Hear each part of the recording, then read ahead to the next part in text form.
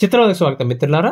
ఈరోజు వాయిదాలోనండి 490 are BNS 86 ఈ case తేలడానికి ఎన్నాళ్ళు సమయం పట్టొచ్చు? అద్భుతమైన ప్రశ్న. ఓకే, సో అంటే నాకు ఇది ఎపిసోడ్ ఎందుకు చేయాలనిపించింది అంటే అండి, ఒక వ్యక్తి నాకు ఈమెయిల్ పెట్టారు. సో దేవర్ ఒకళ్ళని కాదు, చాలామంది ఇదే ప్రశ్న అడుగుతుంటారు. But he's very very very very specific to that. ఇన్నాళ్ళు ఇది అయిపోతే నెక్స్ట్ ఇలా అవ్వచ్చు, ఇలా అవ్వచ్చు, చాలా పెద్ద ప్లాన్ చేస్తారు. నేను చెప్పాను, no, it's not that easy. ఎందుకు ఈజీ కాదంటే, దెబ్బలాడుకున్న ఇద్దరు వ్యక్తులు కోర్టుకు వస్తున్నారు. మీ నిర్ణయాలు కుదరక ఇద్దరు ఒక నిర్ణయం మీదకి రాలేక సెటిల్ చేసుకుని ప్రశాంతంగా ఉండలేక కోర్టుకు వచ్చారు. ఆర్ లేకపోతే ఎవరికో అన్యాయం జరిగిందని వచ్చారు. సో టిపికల్లీ మీ ఇద్దరికి ఒకరంటే ఒకరికి పడట్లేదు. ఏ ఒక్కరి నిర్ణయం మీద ఇది ఆధారపడి ఉండదు. అదొక కారణం. అంత తొందరగా చెప్పడానికి వీల్లేదు, ఎన్నాళ్ళు టైం పడుతుందో అని చెప్పడానికి. రెండోది ఏంటి? గవర్నమెంట్ డిపార్ట్మెంట్తో వ్యవహారం. మన గవర్నమెంట్ డిపార్ట్మెంట్ ఎప్పుడు ఎలా పనిచేస్తుందో ఎవరికి తెలియదు కదండి. అయితే ఒక అంచనా చూద్దాం, యావరేజ్ ఎంత పడుతుందో చూద్దాం. అలాగే కొన్ని ఉదాహరణలు కూడా చెప్తా, అద్భుతమైన ఉదాహరణలు కూడా కొన్ని చెప్తా, ఎందుకు డిలే అవుతుంది, ఎట్లాంటి కారణాలు చెప్తారు వాళ్ళని. సో మొత్తం కేసు ఎంత తేలడానికి ఎంత అవుతుందో చూసే ముందు ఫస్ట్ పాటల కింద చెప్దాం. ఫస్ట్ పార్ట్లో అంటే ఫస్ట్ ఫేజ్లో ఏం చేస్తారు? మీరు కంప్లైంట్ ఇస్తారు, ఎఫ్ఐఆర్ రిజిస్టర్ చేస్తారు, తర్వాత పోలీస్ ఇన్వెస్టిగేషన్ జరుగుతుంది, వాళ్ళని పిలుస్తారు, కూర్చోబెట్టి మాట్లాడతారు, 41 CRPC నోటీస్ ఇస్తారు, తర్వాత ఇన్వెస్టిగేషన్ చేస్తారు, విట్నెస్ స్టేట్మెంట్లు తీసుకుంటారు, ఛార్జ్షీట్ ఫైల్ చేస్తారు, కోర్టుకి పంపిస్తారు. ఈ ప్రాసెస్ మొత్తం అవ్వడానికండి 6 నెలల నుంచి సంవత్సరం టైం పడుతుంది. ఇది నేను యావరేజ్ అని చెప్తున్నా అండి. Okay, there are cases where 2 ఏళ్ళు 3 ఏళ్ళు పట్టినవి కూడా ఉన్నాయి. ఓకే, ఫేజ్ 1 అది. ఫేజ్ 2లో ఏం జరుగుతుంది? కోర్టులో ట్రయల్ నడుస్తుంది. అంటే ఏంటి? కోర్టుకి వెళ్ళినప్పటి నుంచి అవతల వాళ్ళకి సమన్స్ పంపించడం, అది వాళ్ళు అందుకోవడం, వాళ్ళు కోర్టుకి రావడం, ఛార్జెస్ ఫ్రేమ్ అవ్వడం, ఛార్జెస్ ఫ్రేమ్ అయిన దగ్గర నుండి మీరు కంటెస్ట్ చేస్తారా అని చెప్పి అడిగిన తర్వాత వాళ్ళ క్రాస్ ఎగ్జామినేషన్, ఒక్కొక్కరిని విట్నెస్లు అందరినీ క్రాస్ ఎగ్జామిన్, వాళ్ళు విట్నెస్ తీసుకొని క్రాస్ ఎగ్జామిన్ చేసి దాని మీద ఆర్గ్యుమెంట్స్ చెప్పి క్రాస్ ఎగ్జామినేషన్ ఆర్గ్యుమెంట్స్ అయిన తర్వాత జడ్జిమెంట్. ఈ ప్రాసెస్ ఫేజ్ 2 గడవడానికంటే 2 నుంచి 5 సంవత్సరాల సమయం పడుతుంది యావరేజ్న. ఓకే, జడ్జిమెంట్ వచ్చేసింది అనుకుందాం. అప్పుడు అవతల పక్క వాళ్ళు ఎవరో ఒకళ్ళు, ఇటు పక్క వాళ్ళు కానీ అటు పక్క వాళ్ళు కానీ సెషన్స్ కోర్టుకి వెళ్ళారనుకోండి. దేనికి? అప్పీల్ కోసం. కింద కోర్టులో ఇలా జరిగింది బాబు, మేము సాక్ష్యం ఇస్తే కన్సిడర్ చేయలేదు, మేము ఇచ్చిన ఎవిడెన్స్ని కన్సిడర్ చేయలేదు, మాకు టైం ఇవ్వలేదు, ఏదో ఒక కారణం చెప్పి సెషన్స్ కోర్టుకి వెళ్తే అక్కడది తేలడానికి 1 నుంచి 3 ఏళ్ళు టైం పడుతుంది. ఆ తర్వాత మళ్ళీ హైకోర్టుకో సుప్రీంకోర్టుకో పోయారనుకోండి, అది 2 నుంచి 6 సంవత్సరాలు టైం పడుతుంది. అంటే మీరు ఎవరు వెళ్ళరని అనుకుంటున్నారు కదా, చాలామంది వెళ్తారండి, చాలామంది కొట్లాడుతూనే ఉంటారు ఇట్లా. సో టిపికల్లీ టోటల్ డ్యూరేషన్ ఎంతండి? ఒక 498 కేసు ఫైల్ చేస్తే యావరేజ్న 3 సంవత్సరాల నుంచి 15 సంవత్సరాలు జరుగుతుంది. మల్టిపుల్ ఫ్యాక్టర్స్, చాలా డైనమిక్స్ ఉంటాయి, వాటన్నిటిని కన్సిడర్ చేసుకుంటే 3 నుంచి 15 ఏళ్ళు. ఓకే, మీకు అనిపించవచ్చు నిజంగా 15 ఏళ్ళు ఎక్కడ పడుతుందని. నేను చెప్తా అండి, రీసెంట్గా మీరు చూశారు 26 సంవత్సరాల నుంచి నడుస్తున్న కేసు, ఆ మధ్యన 30 ఏళ్ళ నుంచి నడుస్తున్న కేసు ఒకటి ఉంది. మహానుభావులు దెబ్బలాట, వీళ్ళు కలిసి ఉంటే ఈజీగా ఉండేదేమో కదా.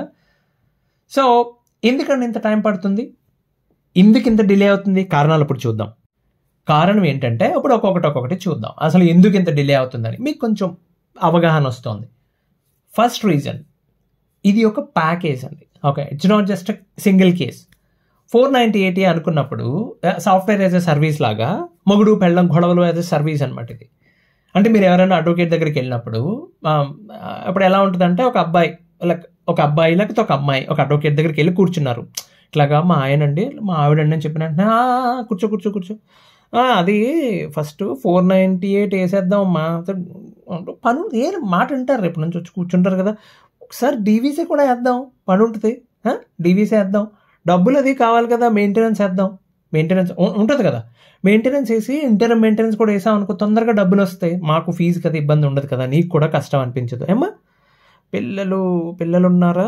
ఉన్నా లేకపోయినా కస్టడీ పిటిషన్ పడేద్దాం, రేపు పొద్దున పుట్టినా కానీ ఉపయోగపడుద్ది. ఏమ్మా ఇవన్నీ వేసిన తర్వాత ఎలాగో కలిసి ఉంటారు కదా మీరు, అలాగే పని డివోర్స్ కేసు వేద్దాం అంటే, అంకుల్ మా అంకుల్ వెడ్డింగ్ కార్డు నాకు వచ్చాను నేను అని చెప్పాలి. అప్పుడు మీరు ఇంకా అవ్వలేదా, పెళ్ళి అయ్యాకరా అప్పుడు చూసుకుందాం అంటారు అనమాట.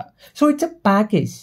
మీ 498 ఒక్కటే నడవదు, ఇన్ని కేసెస్ ప్యారలల్గా నడుస్తూ ఉంటాయి. సో ఇట్ హ్యాపెన్స్, అది జరుగుతుంది. ఆటోమేటిక్గా డిలే జరుగుతుంది.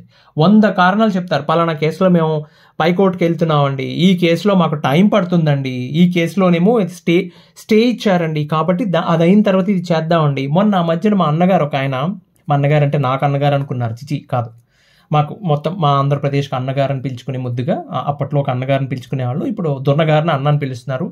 అతను వచ్చి అంటాడు, నావి ఫస్ట్ సిబిఐ కేసులు చేసేయండి, తర్వాత చూద్దాం ఎన్ఫోర్స్మెంట్ డైరెక్టర్ కేసులు ఏమైనా ఉంటాయి. ఒరే నువ్వా జడ్జు వాళ్ళ, నాకు అర్థం కాక అడుగుతా. అట్లుంటుంది మన దగ్గర. ఒరే నువ్వు క్రిమినల్, నువ్వు అక్యూజ్డ్ రా బై, నువ్వు చాలా కేసెస్లో ఇప్పుడు గట్టిగా మాట్లాడితే ఒక హత్యా నేరం కూడా ఉంది నీ మీద రాబోతోంది, దుర్మార్గుడా. కోర్టుకు వచ్చి ఇంత పెద్ద కేసులో, ఇండియన్ హిస్టరీలోనే ఇంత పెద్ద కేసు లేదు, అట్లాంటి కేసులు ఎదుర్కొంటున్న పెద్ద మనిషి కోర్టుకు వచ్చి నా సిబిఐ ముందు చేయండి, ఈడీ తర్వాత చూద్దాం నేను అసలు ఉన్నాయక అంటున్నాడు. ఎట్లా పనిచేస్తున్నాను సిస్టమ్? ఆ సిస్టంలోకి మీరు దూరి నాకు న్యాయం కావాలి, లేకపోతే నాకు అన్యాయం జరిగింది, డిలే అవుతుందండి, డిలే అవుతుంది. తర్వాత రెండో కారణం interim maintenance. Okay, interim maintenance వేసి వాళ్ళు ఏం చెప్తారంటే, నాకు ఇంటరిమ్ మెయింటెనెన్స్ అంటారు. ఇంటరిమ్ మెయింటెనెన్సో లేకపోతే మెయింటెనెన్స్ కారణంగానో ఈ కారణం చూపించి డివోర్స్ కేసు డిలే చేస్తారండి. ఓకే, మీ అఫిడవిట్స్ అని, అసెట్స్ అని, లయబిలిటీస్ అని, దానికి సంవత్సరం పైగా టైం తీసుకుంటారు ఫైల్ చేయడానికి, చాలా టైం తీసుకుంటారు. బ్యాంక్ స్టేట్మెంట్స్ ఇవ్వమని, వాళ్ళ ఐటీ రిటర్న్స్ ఇవ్వమని చెప్పి, వాళ్ళ ట్యాక్స్ ఫామ్స్ సబ్మిట్ చేయమని చెప్పి, పే స్లిప్స్ ఇవ్వట్లేదని వీళ్ళు సబ్మిట్ చేస్తాక వాళ్ళు చేద్దామని చెప్పి, దానివల్ల డిలే అవుతుందండి. 498కి ఏం సంబంధం? సి ఐల్ టెల్ యూ, నేను చెప్పాను కదా, ఇట్స్ ఎ ప్యాకేజ్. వేరే కేసులో ఏదో ఉంటుంది, మీకు 498 వాయిదా ఉందనుకోండి, మీకు వేరే కేసు ఏదో ఉంటుంది, ఆ వంకతో ఓకే ఇది కుదరట్లేదు, ఇది ఎగ్గొడతారు. ఓకే, అట్లాగే 498 కేసులో చాలాసార్లు ఏం జరుగుతుందంటే అండి, జడ్జి అడుగుతారు, ఏమండి ఏదైనా మీడియేషన్ కానీ కౌన్సిలింగ్ కానీ జరుగుతుందంటే, సార్ పలానా చోటండి, పలానా కేసులో వేరే కేసు వేసామండి, దాంట్లో జరుగుతుంది, మీడియేషన్ జరుగుతుందండి, అది అయ్యే వరకు వెయిట్ చేద్దాం. ఓకే, కొంచెం టైం ఇద్దాం వాళ్ళకి అంటారు. అదో పెద్ద లూప్, అదో పెద్ద సైకిల్. అది ఎంత దారుణంగా ఉంటుందండి మీడియేషన్ కౌన్సిలింగ్ అంటే. ఉపయోగించుకున్న వాళ్ళకి ఉపయోగపడుతుందండి, నిజంగా చిన్న చిన్న మనస్పర్ధల వల్ల అంత దూరం వచ్చిన వాళ్ళకి హెల్ప్ అవుతుందండి. ఇద్దరు అగ్రెసివ్గా ఉన్నప్పుడు ఎవడేం చేయలేడు. కానీ చాలా వరకు 99% కేసెస్లో మీడియేషన్ కానీ కౌన్సిలింగ్ కానీ అంతా just for a name sake, చెయ్యాలి కాబట్టి చేయటం తప్ప మ్యాండేటరీగా దాంట్లో ఖచ్చితంగా మనస్ఫూర్తిగా నేను కలుద్దాం అనుకున్న వాళ్ళు చాలా తక్కువ ఉంటారండి. ఓకే, వాళ్ళు ఒక వాయిదాకి ఏమో వీళ్ళు ఎగ్గొడతారు, భర్త ఒక వాయిదా కలుగుతాడు, భార్య ఒక వాయిదా కలుగుతుంది, ఇద్దరు అటెండ్ అయిన రోజున మీడియేటర్ అలుగుతాడు, ఆయన రాడు, ఆవిడ రారు. మరి డిలే ఏమవుతుందండి, 3 నెలలు 6 నెలలు ఒక మీడియేషన్ కోసం. ఇవాళ కుదరలేదు, నెక్స్ట్ కుదరలేదు, ఏం మాట్లాడరు, ఒకరి మీద ఒకరు కంప్లైంట్లు చెప్పుకుంటారు, అంతా ఆ ఫెయిల్ అయిపోయిందని రాసేయండి సార్ అంటారు లాస్ట్లో. అదే విషయం.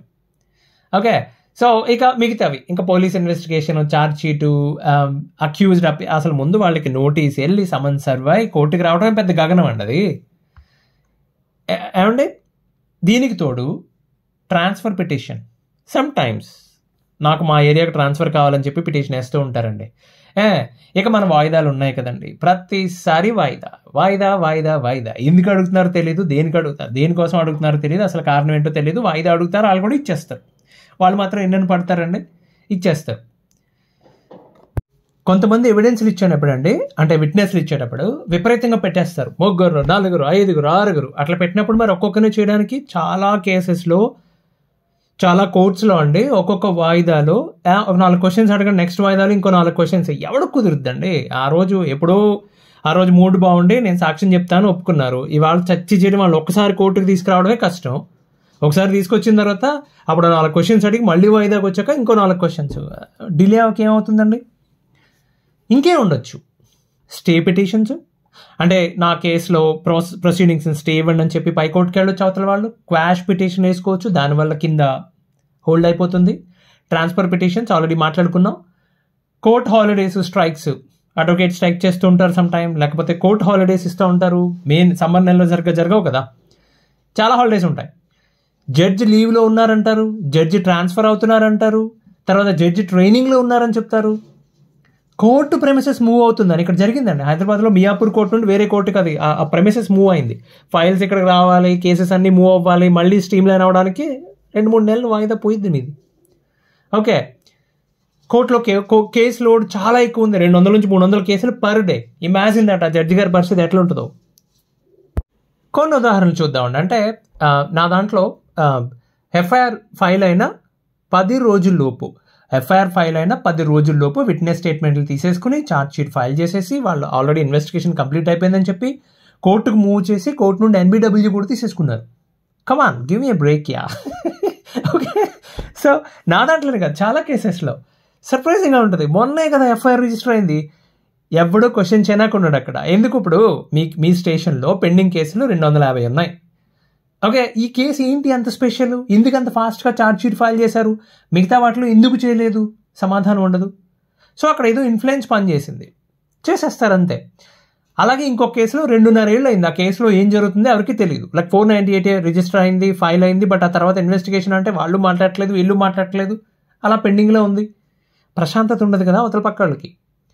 ఒకరోజు అండి ఆ కోర్ట్ అవర్లో మా పేరు పిలుస్తారు కదా, పిలుపు కోసం ఎదురు చూస్తూ కూర్చున్నాం. ఓ పెద్ద ఆవిడ ఎవరితోనో చెప్తుంది, ఏదో అక్కడ జరిగిన దెబ్బలాట విషయంలో ఈవిడ కూడా ఇన్వాల్వ్ అయింది, అది కేసు అయింది, ఆవిడ సాక్ష్యం చెప్తాను మాట ఇచ్చింది. మొత్తానికి ఊళ్ళో కొంచెం పేదవాళ్ళు ఉంటారు కదా, చదువుది రాదనుకుంటాను, దారి ఖర్చులకి డబ్బులు లేక ఎవరినో అడిగి బస్ ఖర్చులకి ఆవిడ కోర్టుకు వచ్చింది. ఆవిడ పేరు పిలిచారండి, వెళ్ళింది లోపలికి. బయటకు వచ్చి గోల, బాబోయ్ మళ్ళీ రావాలంట, పవర్ కట్ అంట, ఇవాళ కుదరదంట, వాయిదా వేస్తామని చెప్పారటండి. ఆవిడ వెళ్ళిపోయిన తర్వాత ఆవిడ అలా ఏడ్చుకుంటూ అదే కొంచెం గట్టిగా మాట్లాడుకుంటూ వెళ్ళిపోయిన తర్వాత మేము అనుకున్నాం, అక్కడ ఉన్న వాళ్ళం అనుకున్నాం, చదువుది లేదు కదా, ఏది పడితే చెప్తుంటారు కారణాలను అనుకున్నాం. ఇంతలో మమ్మల్ని కూడా ఒక్కొక్కరిని పిలుస్తారు కదా, పిలిచారు, లోపలికి వెళ్ళిన తర్వాత మాకు కూడా అదే రీజన్ చెప్పారు, వాయిదా వేసాం. కారణం ఏంటి? పవర్ కట్ అంట. హే ప్రభు, హే హరిరామ్ కృష్ణ జగన్నాథ్ ప్రేమానంద్, హే క్యా హువా అన్నట్టు పవర్ కట్ అవ్వడం ఏంటండి అంటే కంప్యూటర్ ఎక్కువసేపు ఆపరేట్ అవ్వడం లేదు. పవర్ కట్ అయితే జనరేటర్ ఉంది, కానీ జనరేటర్ కూడా ఏదో ఫాల్ట్ ఉందట. సో ఆ రోజుకి కుదరదు, వేసేశారు. నాకు మరీ ఘోరంలేండి, నాకు మర్నాటికి వేశారు. సో ఆ రోజు రిటర్న్ టికెట్ పోయింది, ఆఫీస్లో మేనేజ్ చేయాలి, నెక్స్ట్ డే వరకు స్టే పెంచుకోవాలి, నేను మర్నాటికి మళ్ళీ రిటర్న్ టికెట్ తీసుకోవాలి. ఇట్లా ఉంటుందండి. డిలే ఎందుకు అవుతుందంటే ఇట్లాగే అవుతుంది. ఇంకొకటి, పోలీసు వాళ్ళు సాక్ష్యం చెప్పాలి కదా, ఇన్వెస్టిగేటివ్ ఆఫీసర్ కూడా సాక్ష్యం చెప్పాలి కదా కోర్టుకు వచ్చి. 9 వాయిదాలు 10 వాయిదాలు, ఇన్నెన్ని వాయిదాలు తీసుకుంటారండి. రారు వాళ్ళు, డ్యూటీ ఉందంటారు, ఎవరో వస్తున్నారు, విఐపి వస్తున్నారు, సెక్యూరిటీ ఉందని చెప్తారు, బందోబస్తు ఉందని చెప్తారు, రారు వాళ్ళు.